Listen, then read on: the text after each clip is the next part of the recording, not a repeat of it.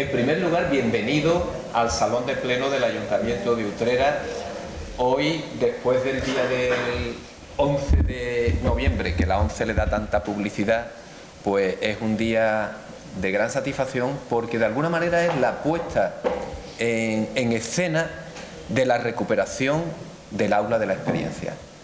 Para mí como alcalde es una enorme satisfacción ver entre el público a mi concejala de Asuntos Sociales, María Dolores Pascual, con la cual iniciamos hace ya pues 20 y tantos años esta maravillosa actividad del aula de la experiencia. Creamos en aquel entonces un área que no existía en el ayuntamiento dedicado y destinado a atender a los mayores. Y yo creo que a lo largo de todo este tiempo pues ha sido una enorme y buena iniciativa por parte del Ayuntamiento de Utrera. Bueno, como siempre hay su sube y baja, no siempre se puede mantener el nivel ni el ritmo, pero ya digo, este año que hemos vuelto a rescatar lo que es el aula de la experiencia, pues es un año que nos tiene que llenar de satisfacción. Tengo a mi izquierda al concejal y delegado de Educación y tengo a mi derecha Jesús, que viene de la Universidad de Sevilla, porque él de alguna manera es el responsable de todo el aula de la experiencia en la provincia de Sevilla. No me voy a extender demasiado, le cedo la palabra al concejal de Educación, Ignacio. Bien, buenos días a todos. Muchas gracias, alcalde. Muchas gracias también a Jesús, al director del aula de la experiencia de la Universidad de Sevilla, por acompañarnos en este acto de apertura del curso académico del aula de la experiencia. Aprovecho pues para agradecer tanto a la coordinadora del aula de la experiencia, que se encuentra con nosotros, Ángeles, como al propio aula de la experiencia de la Universidad de Sevilla por la disposición que han tenido siempre para poder conseguir y sacar esto adelante, ¿no? Como sabéis, hemos tenido un par de años sin aula de la experiencia, hemos conseguido recuperarlo y bueno, esperamos que sea, como se dice comúnmente, por la puerta grande, ¿no? Con también una programación docente innovadora en la que ha estado trabajando la coordinadora del aula, en la que las clases, sin ir más lejos, empiezan mañana mismo y bueno, con temáticas tan diversas como vivir el periodismo, relatos de la experiencia, filosofía, ciencias de la salud. Hemos querido englobar un poco pues todas las materias académicas posibles para poder llegar al máximo público posible, ¿no? Al que no le guste a lo mejor el mundo del derecho, pues que le pueda gustar las materias relacionadas con la filosofía y demás, ¿no? Igualmente, aprovecho también esta ocasión para anunciar que la segunda conferencia, porque en este curso académico, aparte de todas las clases que vayáis teniendo durante el curso, pues también habrá diferentes conferencias como similares a las que hubo el año pasado, ¿no? En este caso, adelanto que la segunda conferencia será el próximo 4 de diciembre y estará destinada pues a hablar sobre lo que significa el 4 de diciembre para todos los que somos andaluces como Día de la Bandera de Andalucía, que es. Ya igualmente iremos informando en las próximas semanas pues de la hora, el lugar, así como de la persona que será la encargada de dar esta conferencia. Y ahora, por no extenderme mucho más, le paso la palabra al director del aula de la experiencia, a don Jesús Domínguez Plata. Pues con la venia, estimado alcalde, querido Curro, estimado concejal, querido Ignacio, alumnos, alumnas del aula de la experiencia de la sede de Utrera. Sí. Eso, para que tengas los medios. Señoras y señores, para mí es una satisfacción especialmente que llegase este día, ¿no? Este día que todos hemos ido anhelando durante el último curso.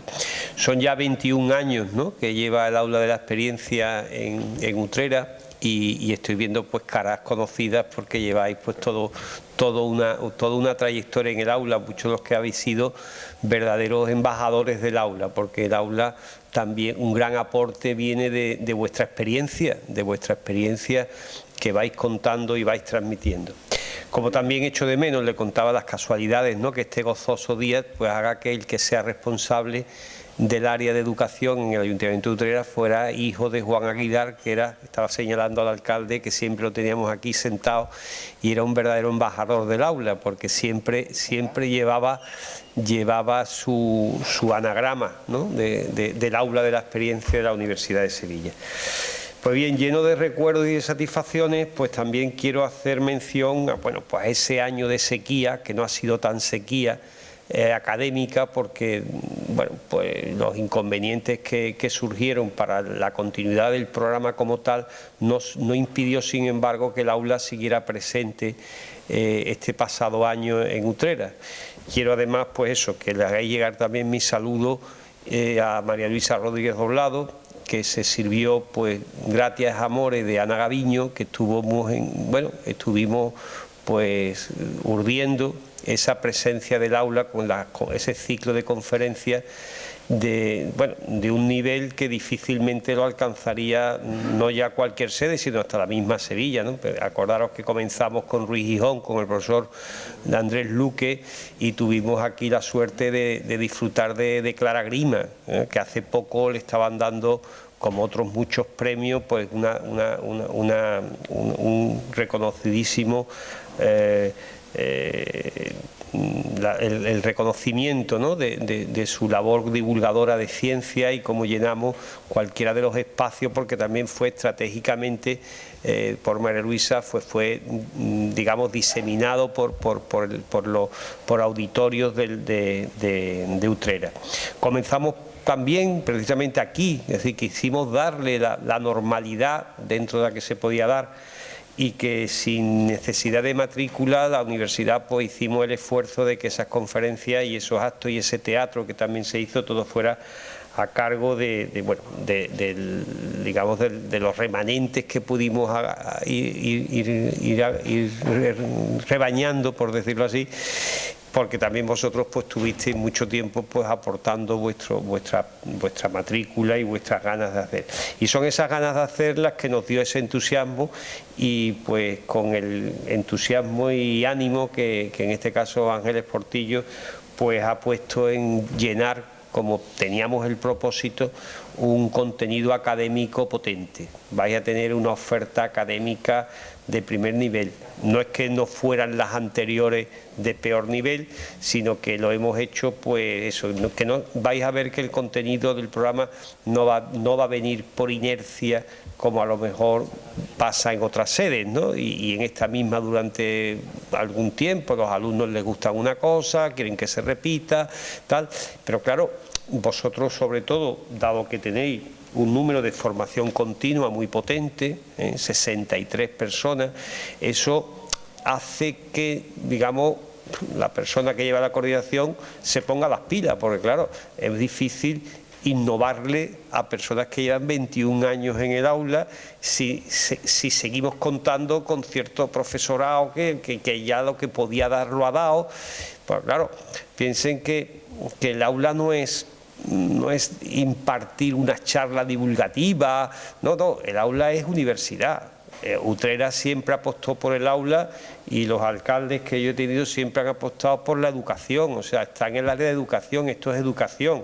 Yo recuerdo cuando llegó la pandemia, Utrera fue de los ayuntamientos más remisos a que, bueno, la necesidad, las clases se tienen que suspender, pero digamos al quien más daño le hizo, por decirlo así, que la educación se cortara. No, la educación no se cortaba, lo que pasa es que tenía que ser en medios no presenciales telemáticos, y somos conscientes de la brecha digital.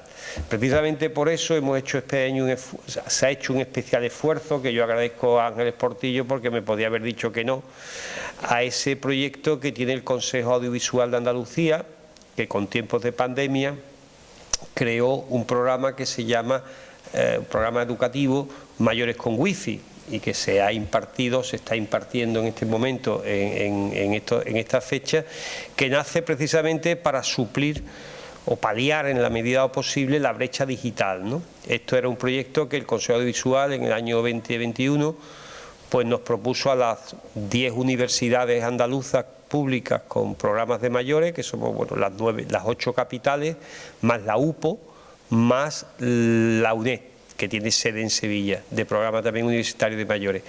Y desde el principio pues yo aposté que no sería en la capital, como las otras 8, como el resto de provincias andaluzas, capitales andaluzas, sino que tenía que ser en la provincia, donde la brecha digital es mayor, ¿no? Y precisamente pues podemos decir que ese esquema ya se ha copiado por las otras 9. O sea, que lo han llevado a la provincia.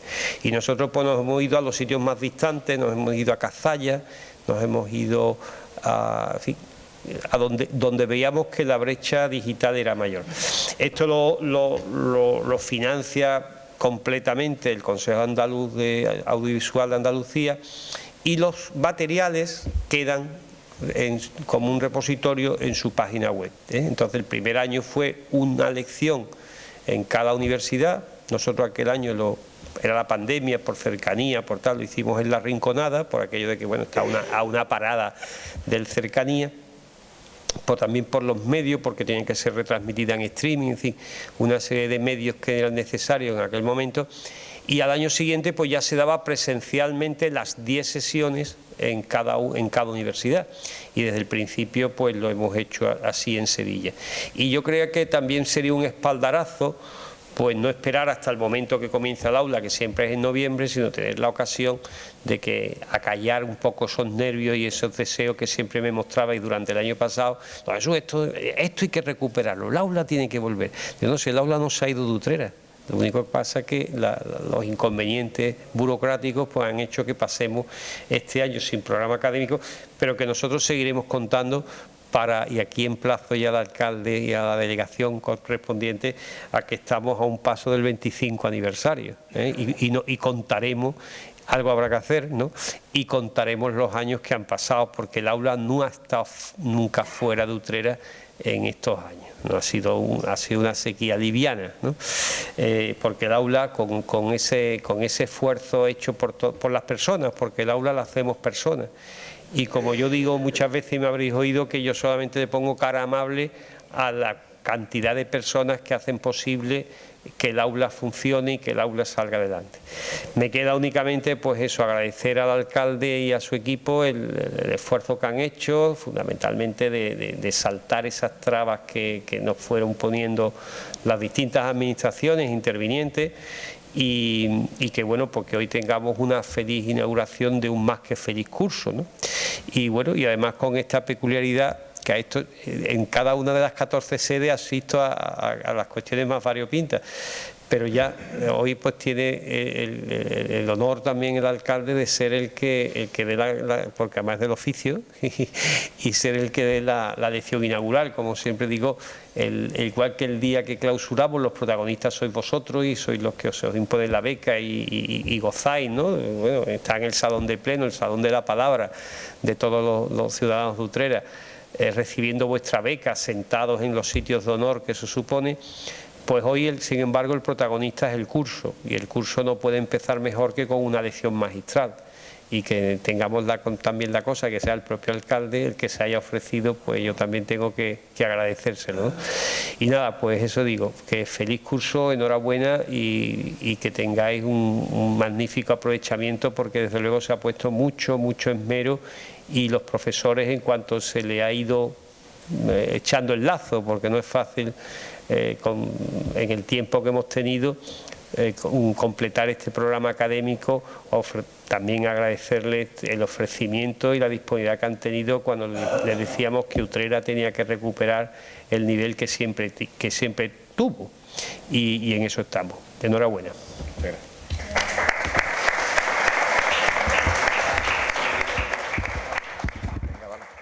Bien, pues para información también de todos los alumnos y los medios que aquí se encuentran, a continuación hará lo que es la clausura de la apertura del curso académico nuestro alcalde, Francisco Jiménez, y a continuación, lo digo también para la información de los medios, si se quieren quedar únicamente a lo que es la apertura, pues podrán recoger los micrófonos. Si se quieren quedar también a lo que es la lección magistral, pues encantado. Y acto seguido pues tendrá la palabra también el propio alcalde como profesor titular de la Universidad de Sevilla en materia condensada, que nos hablará pues sobre el origen del universo.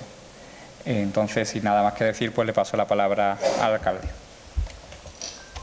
Bueno, como la primera parte es la más institucional y demás, tengo que volver a poner en valor, pues, en primer lugar, la comprensión y el esfuerzo de la Universidad de Sevilla y de Jesús, que lo tengo aquí a mi derecha, para haber solventado esos problemas, digamos, administrativos. Si no llegase por su interés y por su comprensión, pues no se podía haber hecho, bueno, lo que se hizo el año pasado. Por lo tanto, vaya el agradecimiento por parte del pueblo de Utrera de que la Universidad de Sevilla nos trató con bastante cariño. Yo creo que él lo ha explicado con bastante detalles y demás. Realmente el aula de la experiencia es que es una actividad universitaria. Es una posibilidad que se le ofrece a muchas personas que por distintos motivos pues no han podido tener acceso a esa enseñanza universitaria, para que ojalá al finalizar lo que son los cursos sería una enorme satisfacción y alegría, yo creo que para la sociedad en su conjunto y lógicamente para vosotros, que dierais el salto, que os matricularais en la propia universidad. Hay personas que a lo mejor pues han tenido intereses, por decir algo, de historia, de literatura, y la universidad les da esa opción. Cada vez hablamos más de que la tercera edad no es ninguna tercera edad, sino que afortunadamente, gracias a la sanidad, a la salud, al deporte, pues se llega hoy en día a tener una edad, pero que uno está totalmente válido. Y estamos y estáis válidos también, el que quiera y el que pueda, para acceder a un título universitario. Esa es la idea. Esa es la idea. Yo sé que eso es el culmen de, pero hay que ser consciente de ello.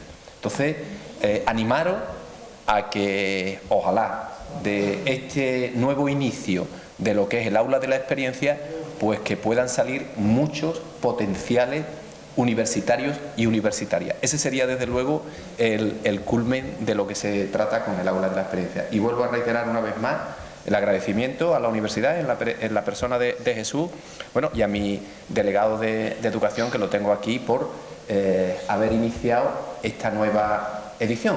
Confío y espero que María Ángeles pues lo hará perfectamente, para que el año que viene, si este año somos pues algo más de 80, pues que podamos seguir aumentando el número de utreranos y utreranas que quieren estar en el aula de la experiencia. Por lo tanto, doy, por así decirlo, por cerrado, por concluido lo que es la parte institucional, si os parece, ¿vale? Y bueno, no es que yo lo haya pedido, o sea, a mí me lo han pedido, a mí me han enganchado y hombre, a mí lo que hago lo hago con mucho cariño, y sobre todo faltaría más de lo que voy a proceder a contaros, que por cierto, ocurre, para que veáis que sois universitarios, algo que yo detecto en mis alumnos cuando estamos en grupos reducidos y demás, que todos se sientan muy lejos. O sea, tienen miedo a que se les pregunte, que tenéis asientos disponibles, los que a lo mejor no tengáis una visión muy buena, que haya asientos disponibles aquí, que son los que se ocupan normalmente por los concejales, que os podéis sentar, y son más cómodos que las bancas del público. Lo digo, bueno, yo no me voy a extender demasiado, pero os invito a que ocupéis estos asientos, pero bueno, vosotros mismos. Entonces, si os parece, pues voy a comenzar. Porque esto es una clase universitaria. Después os tendré que preguntar y no sé si haré un examen. Un examen. Ah, bueno, como vosotros había dicho el concejal, por si los medios, si os quedáis, sí, vaya a estar, perfecto, pues entonces mejor que mejor. Pues simplemente algún detalle que quiero decir. Yo llevo dando clase, bueno, muchísimos años. No lo voy a decir. Sí, no lo voy a decir porque llevo dando clase muchísimos años. Evidentemente, con los años, pues bueno, uno faltaría más, ¿no? Una enorme habilidad de explicar lo que es su materia. Pero las clases a las que le dedico muchísimo más tiempo, pero ni os lo podéis imaginar, es cuando me habéis invitado a dar una charla para el aula de la experiencia. Sinceramente, o sea, tampoco me voy a extender mucho, pero me da igual, porque lo paso tan bien,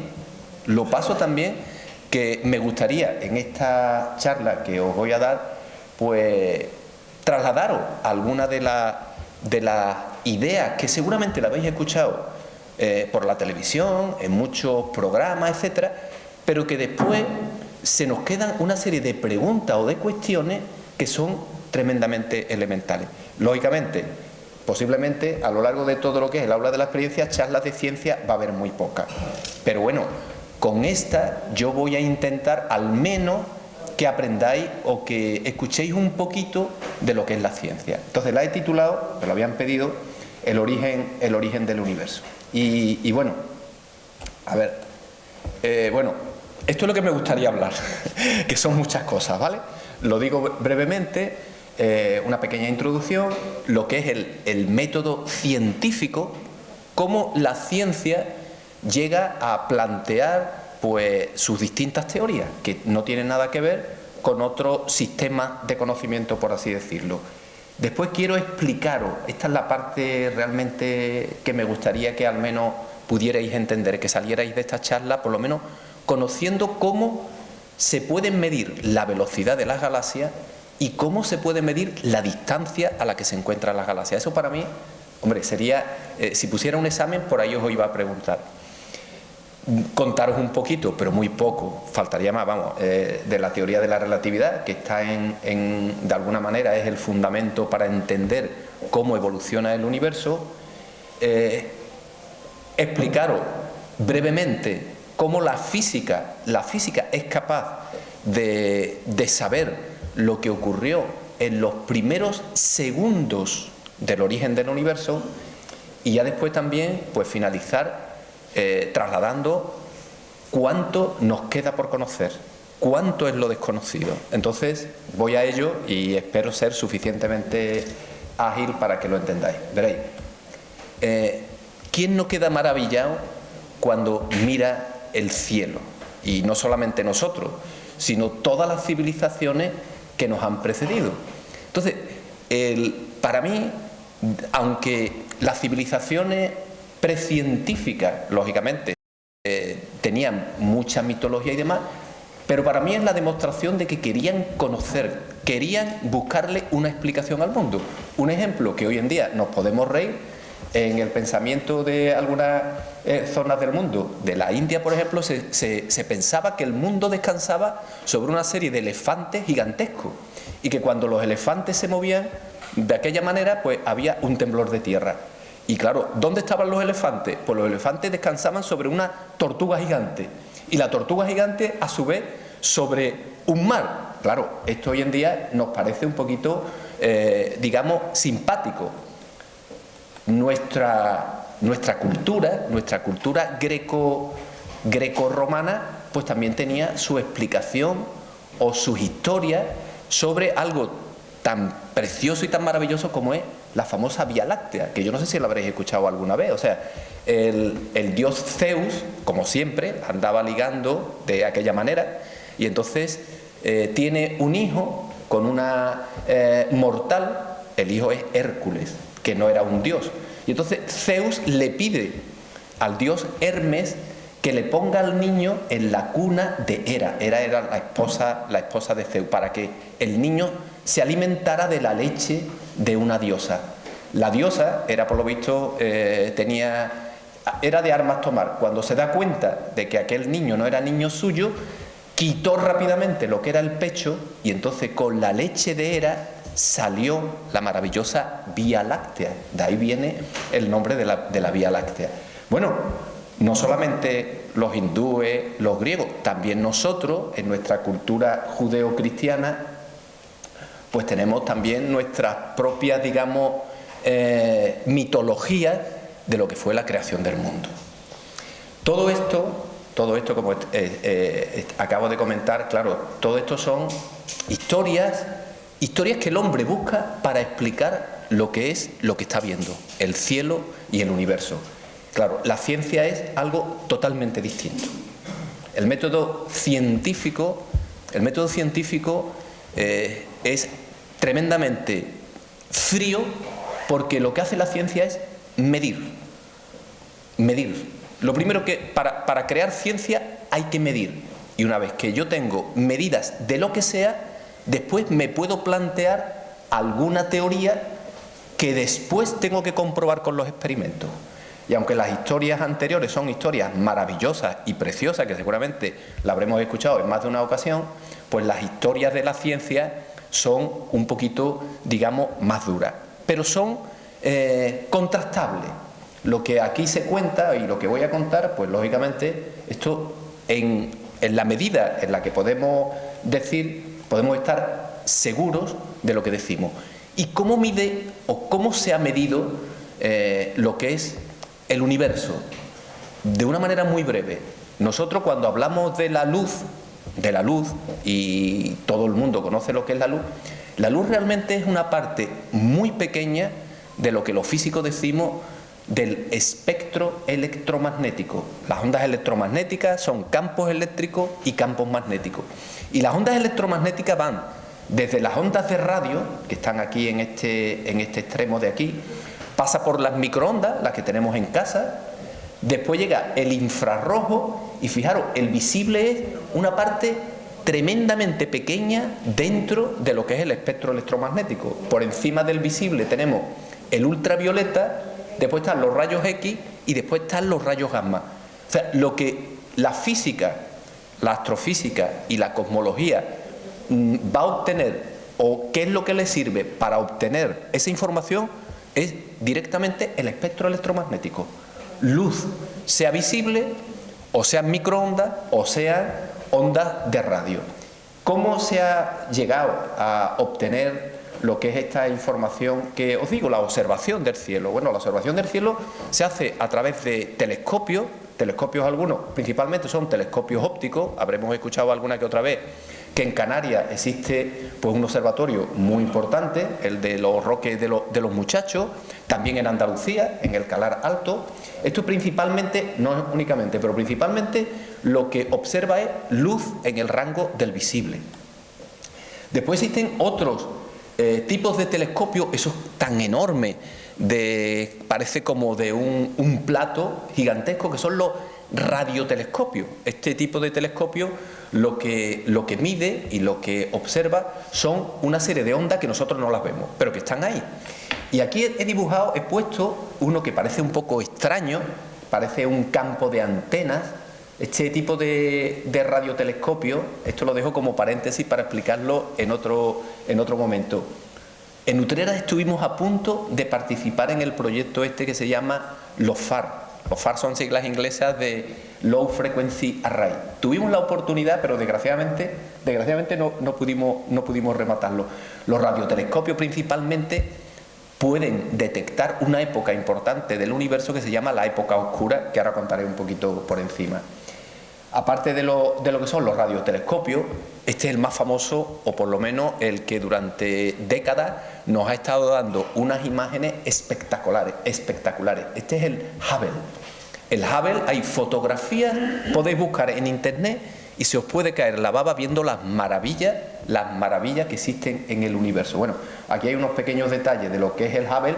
Seguramente os acordaréis que el Hubble tuvo un problema y hubo que preparar una misión de la NASA para arreglarle lo que eran los espejos. El Hubble no está muy lejos, el Hubble está aproximadamente a unos 550 kilómetros sobre lo que es la superficie terrestre. O sea, aquí pueden ir los astronautas. Algunas de las imágenes obtenidas por el Hubble, que son preciosas, no todas, esta es una de ellas, esta es la galaxia del sombrero, que está aproximadamente, no llega a los 30 años luz. Pero la imagen, o una de ellas, del Hubble, que me parece que es espectacular, es el centro de la galaxia de la Vía Láctea. El centro de la galaxia donde se calcula que hay entre 100.000 y 200.000 millones de estrellas. Solamente en la galaxia nuestra, la Vía Láctea. Ni os podéis imaginar la cantidad de estrellas que hay en todo el universo. El telescopio último, el telescopio último que se ha lanzado por parte... Esto es un grupo formado no solamente por la NASA. Aquí ha participado Europa, ha participado Canadá y ha participado Japón. No sé si lo habréis escuchado en la televisión, es el James Webb. Es decir, esto es lo último en tecnología de telescopios espaciales que se encuentra, además se encuentra muy lejos. O sea, se encuentra a 1,5 millones de kilómetros de lo que es la Tierra. El telescopio James Webb, bueno, el presupuesto inicial de los años 90 creo que no llegaba a 5.000 millones. Al final el presupuesto ha superado los 10.000 millones de dólares. 10.000 millones de dólares en el 2021. Y este es el tamaño, la comparativa entre lo que es, por ejemplo, el espejo del Hubble y lo que es el espejo del James Webb. El James Webb está hecho de un material muy duro que aguanta unas temperaturas tremendamente bajas, que es el berilio, pero está recubierto de oro. Y una cosa que es importantísima, o sea, el telescopio espacial James Webb, la parte del cielo que estudia principalmente es la radiación infrarroja. Entonces, para captar esa radiación infrarroja, el James Webb hay que enfriarlo, ojo al dato, 220 grados centígrados. O sea, manteniendo esa temperatura se pueden detectar pues luz que nos llega del confín del universo. Estas son algunas de las imágenes del telescopio James Webb. Por ejemplo, bueno, aquí no se aprecia demasiado bien. Esta es la imagen infrarroja más nítida y profunda jamás producida o obtenida por el ser humano. Este es el cúmulo de galaxias, como el nombre es lo de menos, y está a 4.600 millones de años luz. Si esta imagen es espectacular, esta desde luego me parece que es la más espléndida. Esto le llaman los acantilados cósmicos. Esta es alucinante, obtenida por el James Webb. Esto se encuentra en la nebulosa de Manta Carney. Esta está a 7.600 años luz. Bueno, esto es, de alguna manera, cómo se observa y cómo se puede medir, de alguna manera, lo que son nuestro universo. ¿Qué es lo que la ciencia nos dice hoy en día? ¿Qué es el universo y cómo estamos y demás? Ahora pasaré a contar cómo se ha llegado a esta conclusión. La imagen actual de lo que es el conocimiento, bueno, está en esta transparencia, visto un poquito rápido. Es decir, para la ciencia el universo surgió hace 13.700 millones de años y surgió de un tamaño tan pequeño como un átomo. Ahí estaba todo, el tiempo, el espacio, la materia, todo es todo. Y a partir de ahí, pues ese núcleo inicial, esa burbuja inicial, comenzó a expandirse a una velocidad espantosa. Y a medida que se iba expandiendo, se iba enfriando y se iban creando los distintos elementos que hacen que la vida, por ejemplo, en la Tierra sea posible tal y como nosotros la conocemos. Esta imagen de la creación de lo que es el universo, bueno, en la siguiente transparencia la tengo aquí, quizás no se vea, bueno, no se vea, se tiene que ver. Prácticamente el comienzo de la materia, una vez que ocurre lo que es el Big Bang, y ahora contaré quién fue el que planteó lo que es el Big Bang, o sea, el comienzo de la materia que es muy rara, contaré ahora un poquito de ella, son los quarks, aparecen a los 0,01 segundos de la explosión original. Los primeros núcleos atómicos, y los primeros núcleos atómicos son el hidrógeno y el helio, surgieron a los 200 segundos del comienzo del universo. Eso la física ha sido capaz de encontrarlo. ¿Cuándo aparecen realmente los primeros átomos? A los 300.000 años de la explosión original. Y a partir de ahí, porque cuando surgen los átomos, todavía la luz es incapaz de escapar. Hay unos 300 millones de años donde el universo está a oscuras. Esa es la parte que se le llama la época oscura. Las primeras estrellas aparecen a los 400 millones de años de haber ocurrido lo que es el Big Bang. Y hoy en día, cuando ya han pasado, pues ya digo, los 13.000 y pico de millones de años, está ocurriendo una cosa un poco extraña, que después lo explicaré, que es algo que todavía la física tiene que descifrarlo, que es el aspecto de lo que es la materia y la energía oscura. Es el triunfo de lo que se llama de la antigravedad. Como decía anteriormente, esto es muy bonito, esto seguramente lo habréis visto, lo habréis escuchado. ¿Cómo se mueven las galaxias?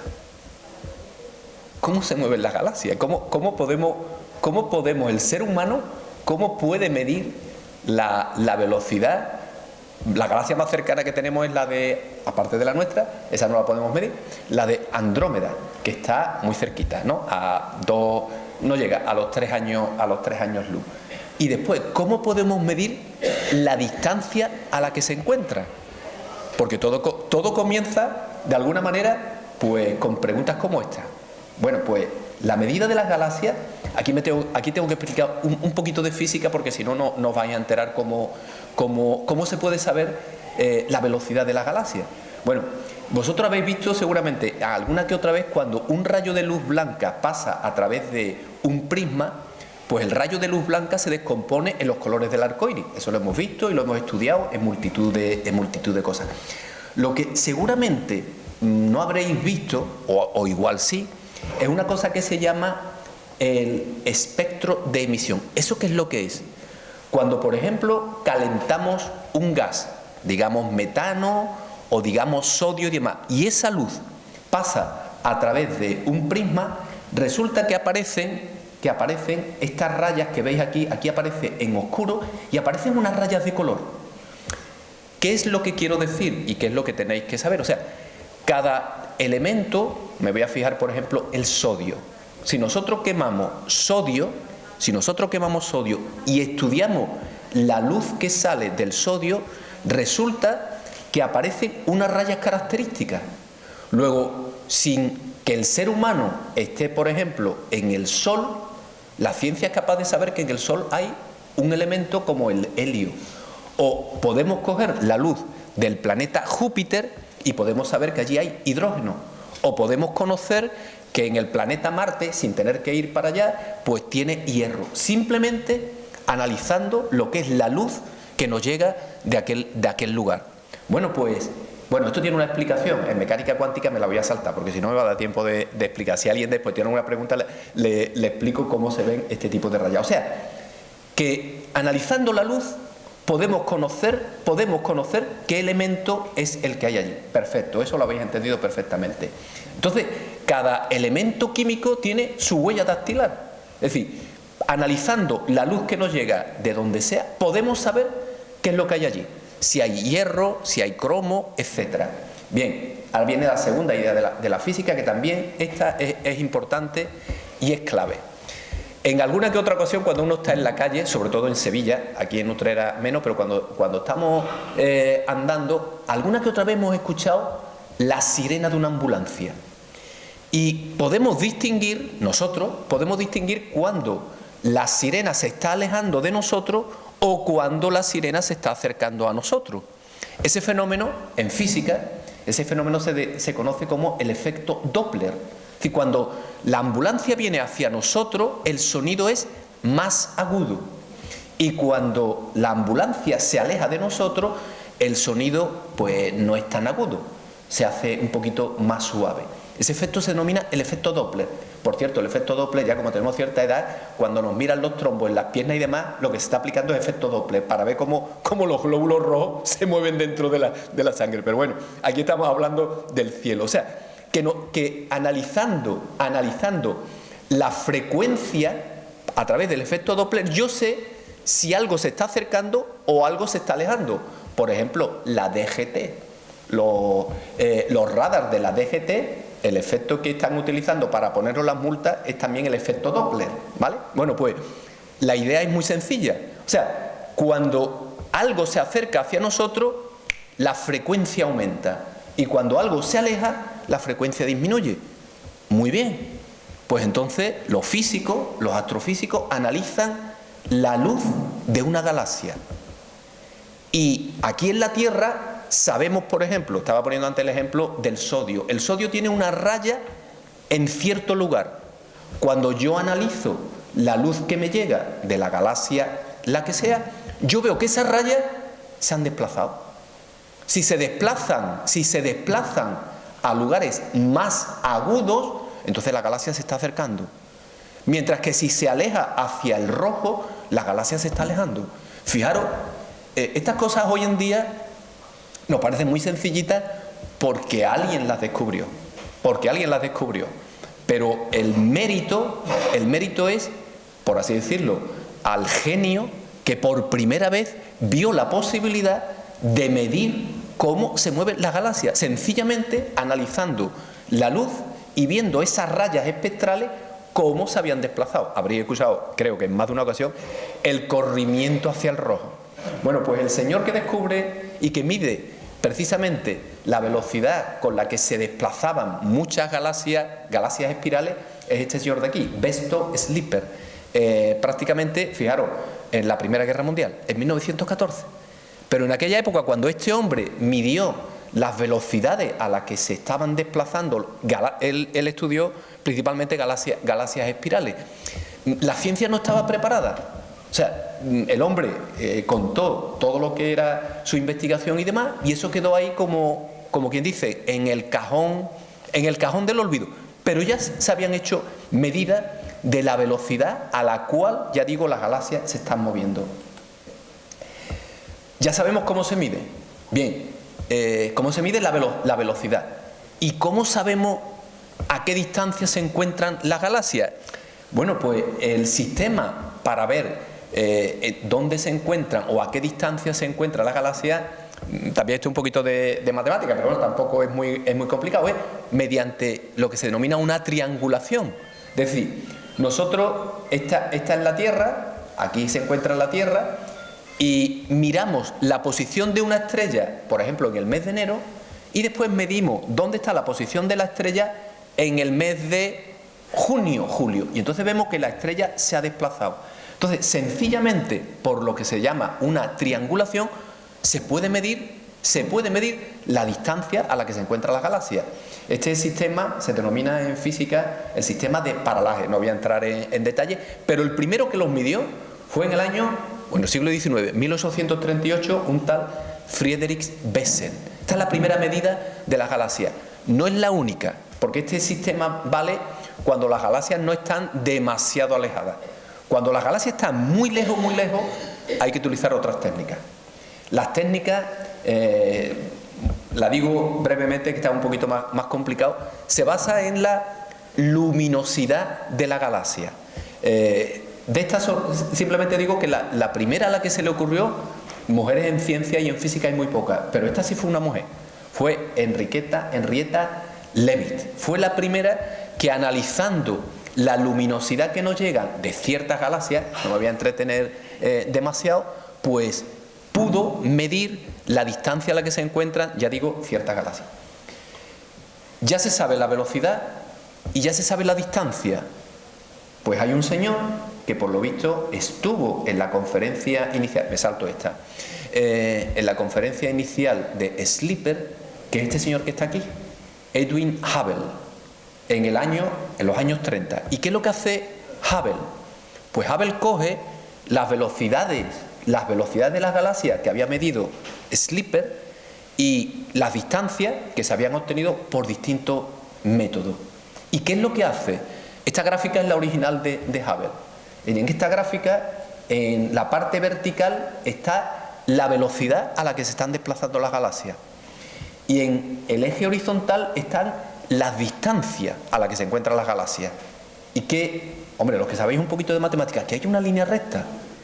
Aquí hay una línea recta. ¿Y qué es lo que, qué información es la que nos da? Pues curiosamente, las galaxias, cuanto más cercanas estén a nosotros, se mueven más lentamente, y cuanto más lejos estén, se mueven más rápidamente. Y hay una ecuación muy fácil. Hay una ecuación que relaciona la velocidad de las galaxias con la distancia. Y la letrita que yo he puesto aquí en colorado es lo que se llama la constante de Hubble. Esa constante de Hubble es clave para entender cuál va a ser el futuro del universo. Dependiendo de lo que valga, el universo al final acabará pues prácticamente desapareciendo en todo el espacio infinito, o el universo al final colapsará en lo que se llama, si el comienzo se llama el Big Bang, pues ese colapso se llama el Big Crunch. Hoy en día la constante de Hubble es aproximadamente 70 kilómetros por segundo por cada megaparsec. Bueno, no vamos a entrar en más detenimiento. Se ha medido la distancia, se ha medido la velocidad. Claro, esto da lugar a ideas muy interesantes, porque claro, si las galaxias se están moviendo y se están separando, pues a alguien se le puede ocurrir que si miramos el tiempo hacia atrás, esto tuvo que estar unido en algún momento. ¿Y a quién se le ocurrió esto?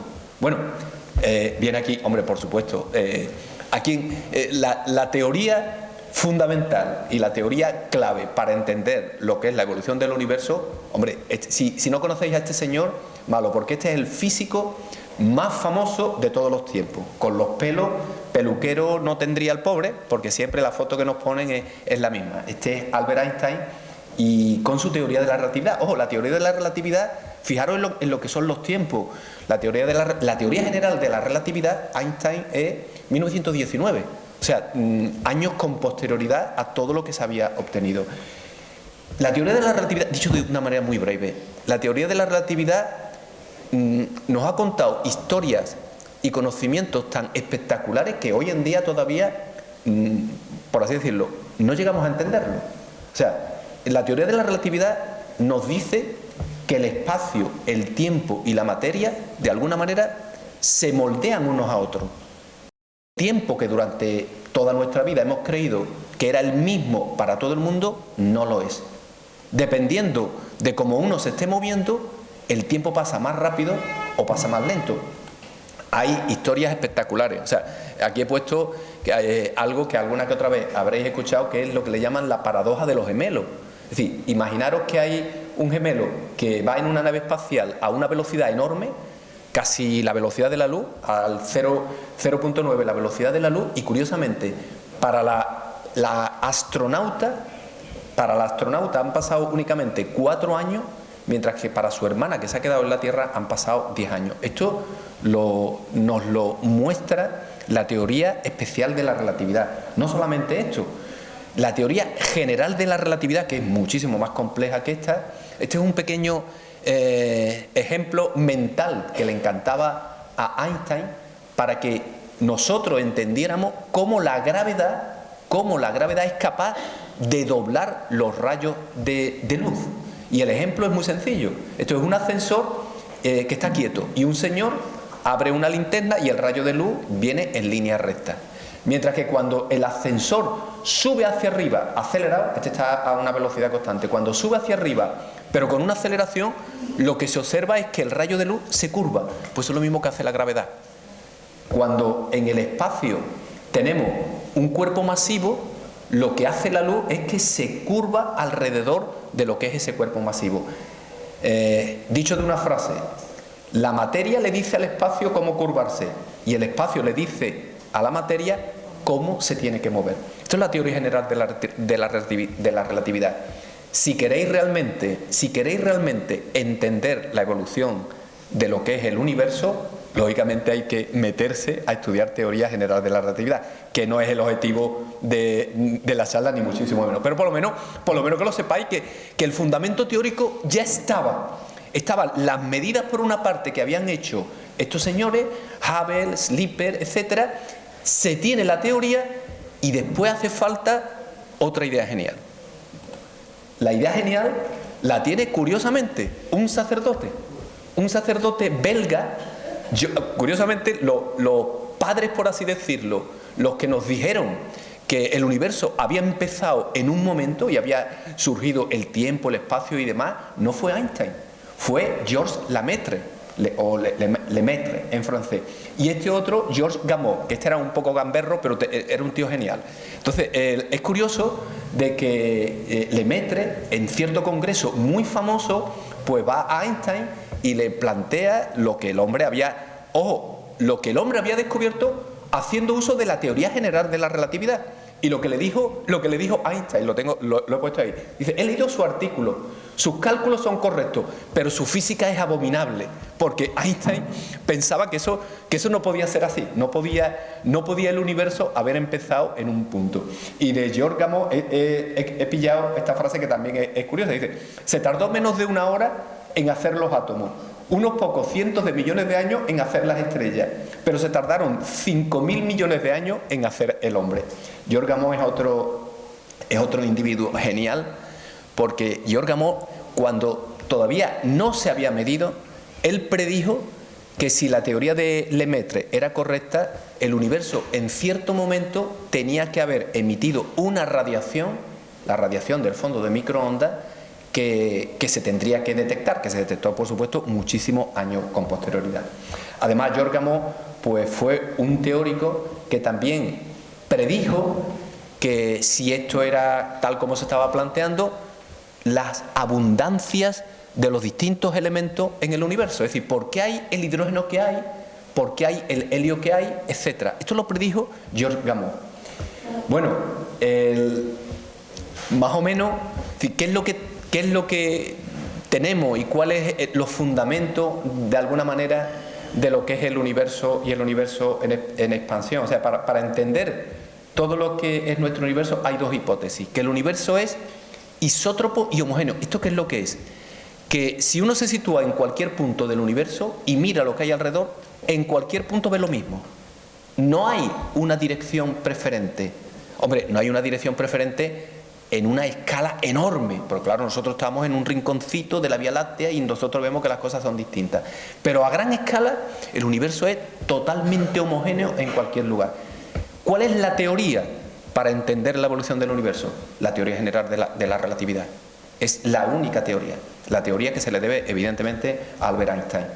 Y algunos de los éxitos previstos por la teoría y que después se confirmaron. Uno es la radiación de fondo del microondas y las abundancias químicas. Cuento un poquito, como no tengo reloj, ¿vale? Digo, no me vaya a pasar yo de aquí por ser la charla inaugural más caña de la cuenta. Voy a ir breve, ¿vale? La radiación de fondo, la primera imagen se ve aquí. ¿Esto qué es lo que es? Pues de alguna manera es el primer o los primeros datos, una vez que ha pasado la fase primera de la gran explosión, la radiación, había una especie de mezcla de materia, es otro estado de la materia, es un plasma. Entonces, la radiación que sale, hoy en día se puede medir y se puede conocer. ¿Y para qué nos sirve esta imagen? Esta imagen, la primera de ellas, es muy bonita, muy atrayente, pero quizás aquí no se aprecia con tanto detalle. En esta quizás haya un poquito más de detalle. El color que aparece ahí hace referencia a la temperatura, pero para que os hagáis una idea, aunque nosotros veamos esa imagen muy distinta, las diferencias de temperatura es del orden de una parte en 10 elevado a la 5, es decir, prácticamente es todo igual.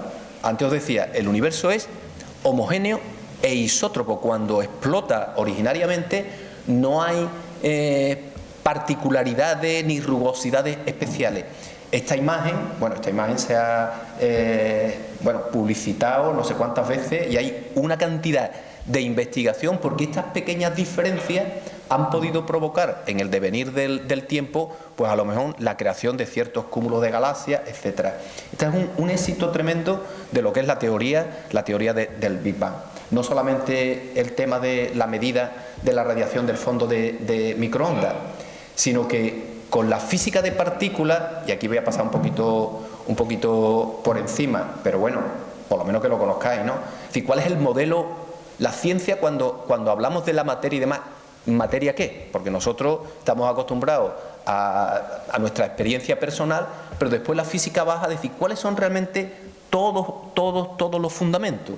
Pues los fundamentos, según la física de partículas, la materia está formada por 6, no me voy a extender mucho, 6 quarks y 6 leptones.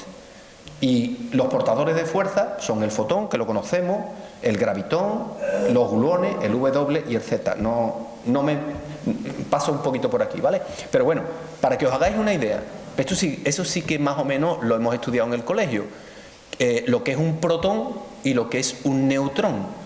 Pues sencillamente, para que sepáis, es decir, pues el protón y el neutrón están formados a su vez de otra serie de partículas. Partículas que solamente pudieron verse libres en el comienzo del universo. En el famoso experimento del LHC se alcanzaban energías tremendas para poder romper tanto los protones como los neutrones y poder observar lo que se llaman los quarks. O sea, el comienzo de la materia son estas partículas que, bueno, por lo menos que os quedéis un poquito con la idea de cómo de pequeño es un quark.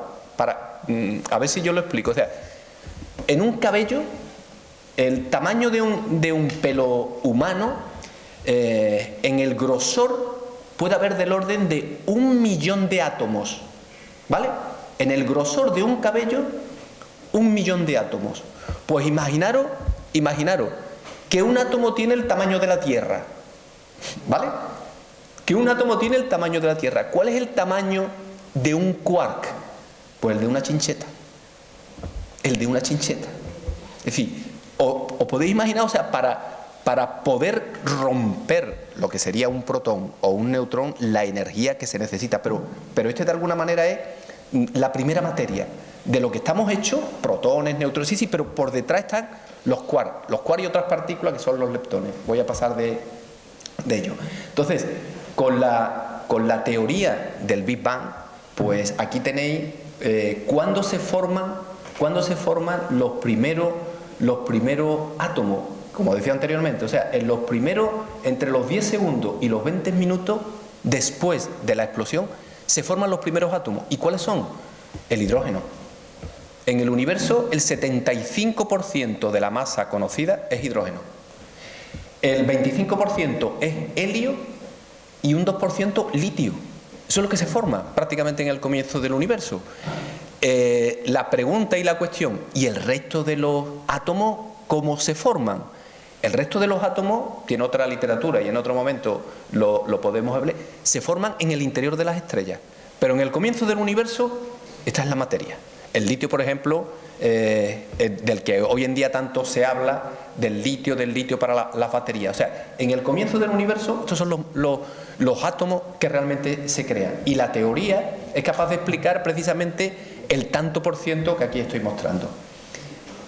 ¿Cuál es el futuro del universo? Porque esto es una de las cuestiones todavía a discutir. Claro, los físicos, los cosmólogos, con las distintas medidas, pues crean distintos modelos. Con la teoría general de la relatividad, lo que le puede ocurrir al universo son 3 cosas. Este que aparece aquí en blanco, que da una curva, este daría una curva, el universo comienza aquí, crece, aquí estaríamos hoy en día, pero después el futuro vuelve otra vez a encogerse sobre sí mismo. Eso sería lo que le llaman el Big Crunch. Bueno, no tenemos que tener miedo porque para cuando eso ocurra, ninguno de los que estamos aquí vamos a estar. Por lo tanto, eso... Otra idea sería que el universo se mantuviera prácticamente a la velocidad de expansión que tenemos hoy en día, es lo que se llama un universo plano, y parece lo más probable que si el universo se sigue acelerando lo que es la expansión, pues al final prácticamente, iba a decir, desapareceremos en el espacio, que es el modelo abierto. Por los datos que se tienen hoy en día, el universo parece ser que el final del universo va a ser un universo abierto. Bueno, más o menos cuento lo que se sabe, o lo que, bueno, con las medidas que se han hecho, con la teoría y demás. Pero ya está todo hecho, ya la física, la cosmología, ya tiene la verdad absoluta. Para que veáis en esta transparencia, ¿vale? Nosotros, ahí aparece, he puesto en amarillo lo que es la materia que nosotros conocemos, ¿vale? Los átomos que conocemos. Es lo que se llama la materia bariónica, el nombre es lo de menos. Ese es el universo conocido. El universo conocido es el 4%. El 4%. El 22% todavía la física no sabe qué es lo que es. Sabe que está ahí, y ahora explicaré un poquito cómo sabemos que existe la materia oscura, aunque no sabemos qué es lo que es. Y el 74%, es la energía oscura. Posiblemente, yo no sé si estaremos también aquí, pero los próximos premios Nobel grandiosos a nivel de Einstein van a ser de aquellos que detecten y que sepan qué es la materia oscura o qué es la energía oscura. El 96% del universo, a pesar de todo lo que yo he estado contando aquí, pues el 96% es desconocido. Desconocido. Bueno, ¿cómo sabemos esto de la materia oscura? No sabemos qué es lo que es, pero decimos que está ahí. ¿Y por qué decimos que está ahí? Pues, bueno, aquí esta gráfica es un poquito, lo digo de palabra y ahora me voy a la gráfica, ¿vale?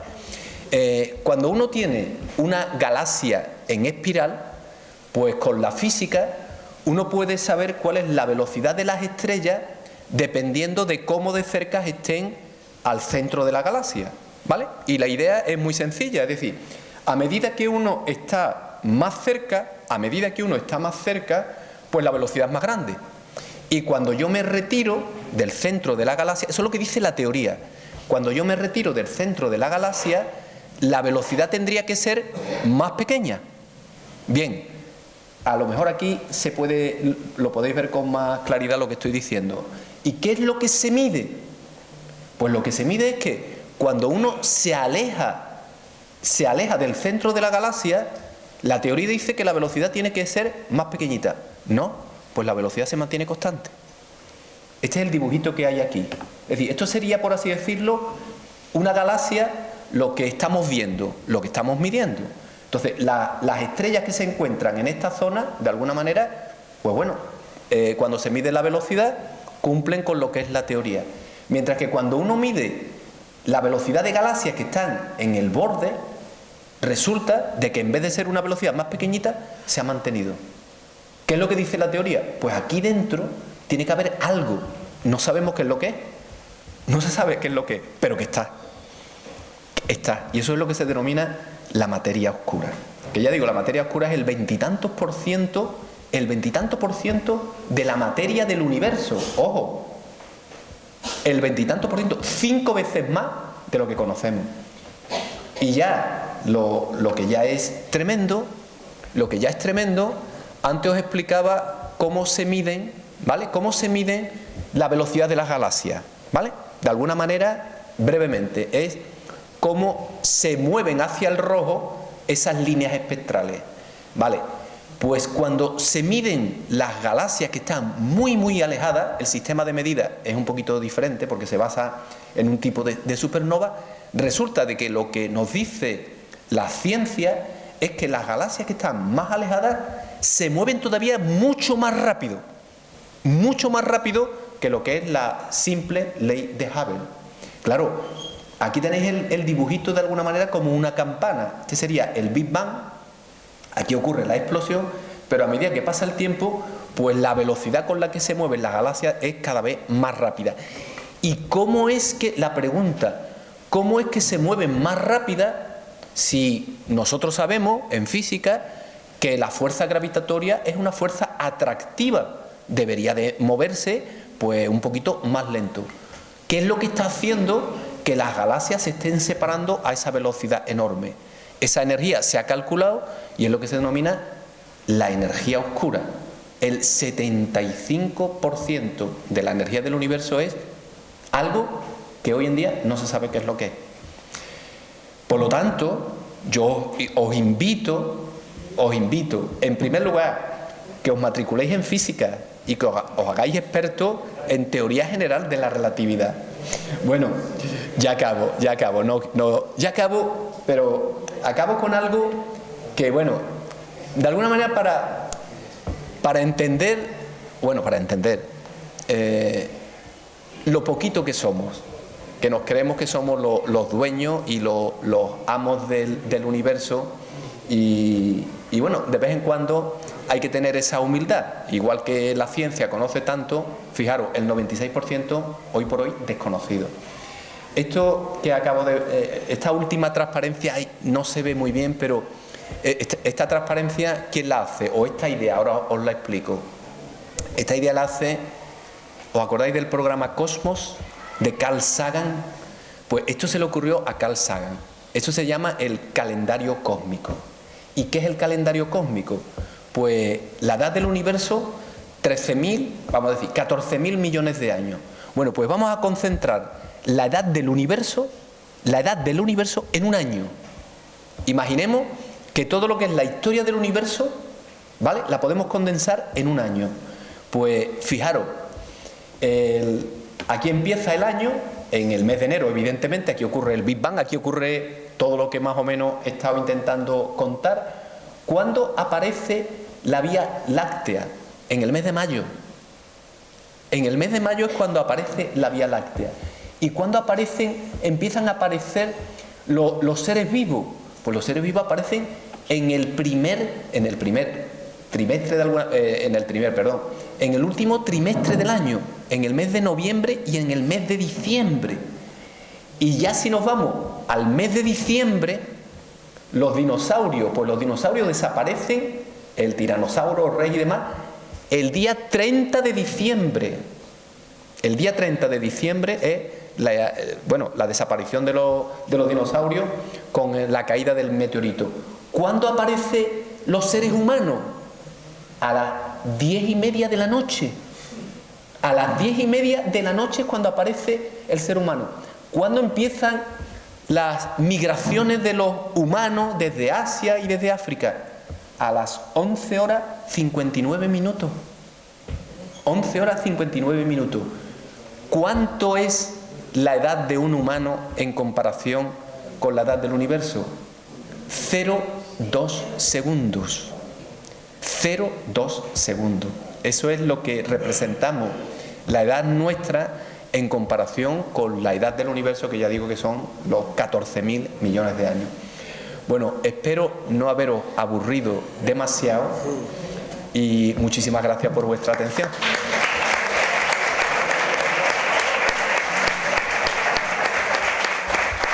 Y si tenéis alguna pregunta, yo encantado.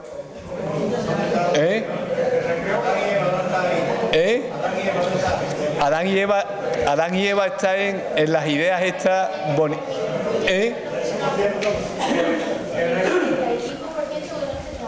En el 96%, es verdad, es algo llamativo, ¿no? Yo como físico decir, ¿cómo puede ser esto?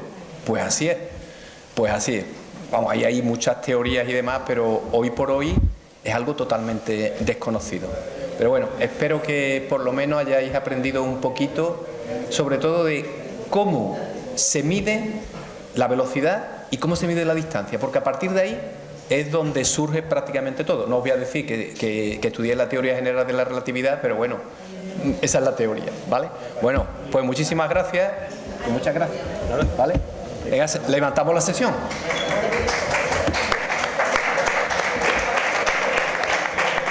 Bueno.